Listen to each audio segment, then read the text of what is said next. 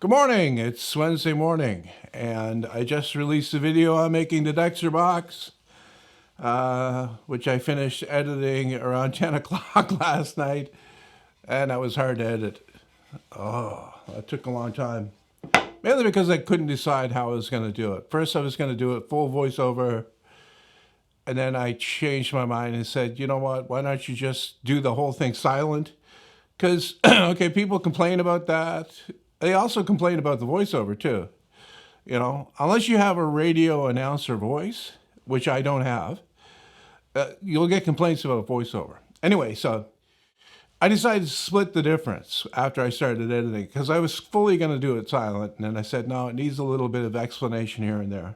And then plus I had to put in the promo for the workshop series that I'm doing on the Maker's Mob. I'll put that in here as well.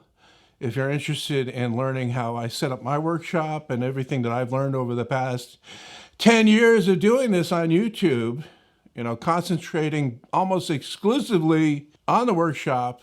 I'm putting a series on the Maker's Mob. It's going to be 5 videos.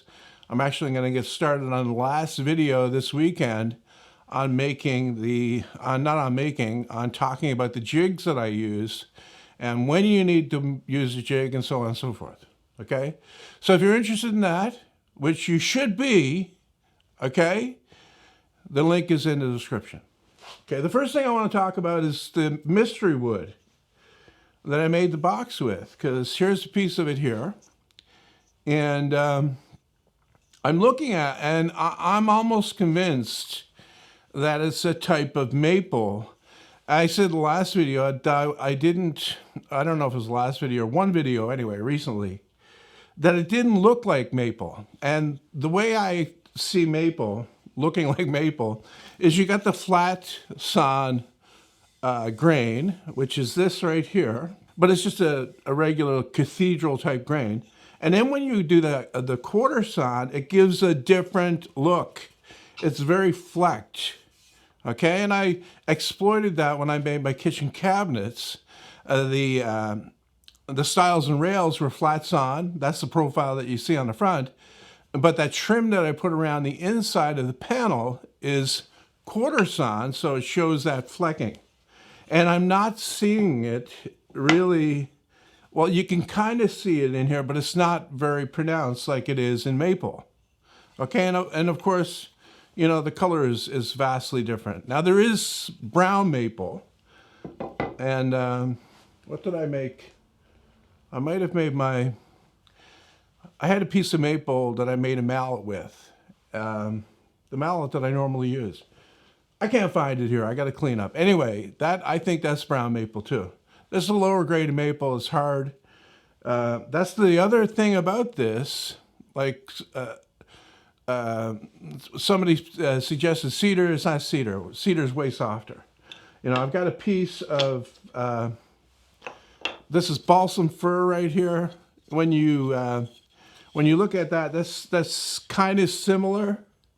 Okay, kind of similar, but this is way softer. I can dent this in with my thumbnail, but there's no way I can dent. I can't even make a mark in this with my thumbnail. It's very hard. Right? And here's a piece of cherry. It's very similar to the cherry as well, except when you look at the quarter sawn, it's heavily showing that flecking, where this is not. A couple more things I want to talk about. The first one is the comment that I got on the video. Actually, both are comments on the video, but this first one's about, I think he said that a nice project, but it's way beyond his skill level. And I have to question that because it's not the complexity of the project. I try to break everything down. Like, okay, when it comes with experience, your ability to break things down. All right, you don't just start building the whole project. You start with one specific part of the project, which is, say, taking the piece of raw lumber, which was that threshold that I used, and cutting the ends off, cleaning it up, scraping off the paint, flattening it after I saw that it was twisted on my jointer. And then I cut it down to a rough width that I was going to work with. And then I made cuts in that to guide the bandsaw as I resawed it. I find that works really good rather than setting up a fence. And then I flatten that again. So I wind up with boards. You take it one step at a time. You don't get overwhelmed by the whole project, right? You don't look at the box as it's finished at the beginning. You look at the steps that you have to take to get there. And each one of those steps is relatively easy when you break it down like that. I mean, there's not a lot of work involved in cutting the ends off the piece of wood to begin with, right, to the right length, and then you check it to see if it's twisted. That's not a complex procedure. And it's so on and so forth like that. If you break the thing down into its component parts, then you won't get overwhelmed and you won't kill the project before you get started. Okay? And that's what I try to show in my videos, step by step by step by step.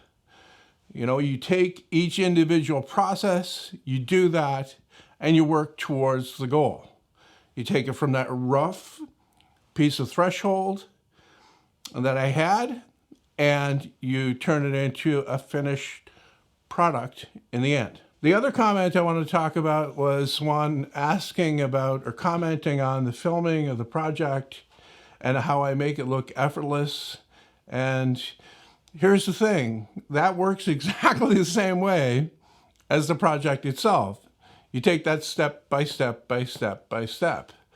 I mean, the first thing you do is you get the idea for the project that you want to do, and then you know that you're going to film it, so you have to film each part of it. So it's just a matter of setting up the camera, hitting the record button, making sure everything's in focus, and then you do the next step, and the next step after that, and the next step after that. And finally, you get something that you can work with in the editor. Now, I tend to shoot more, a lot more, well, not a lot more. I would say maybe 20 to 30% more than I actually use in the video. Like a lot of the stuff that I shot for that video, I wound up with 154 clips. And I only used about 90 of those, I think. So that was even lower. But I had a lot of mistakes that I was going to show. I actually finished out that video by showing one of them. When I cut the shoulder of that box joint to narrow the sides closer together so the disc could fit better, I actually did that twice, because the first time I wasn't happy with the amount of slop that I still had. However, the disc that I was using, as you saw in the video, if you watch the video, you better watch the video, is not a Blu-ray, it's a CD. So maybe there's a slight difference in the size there.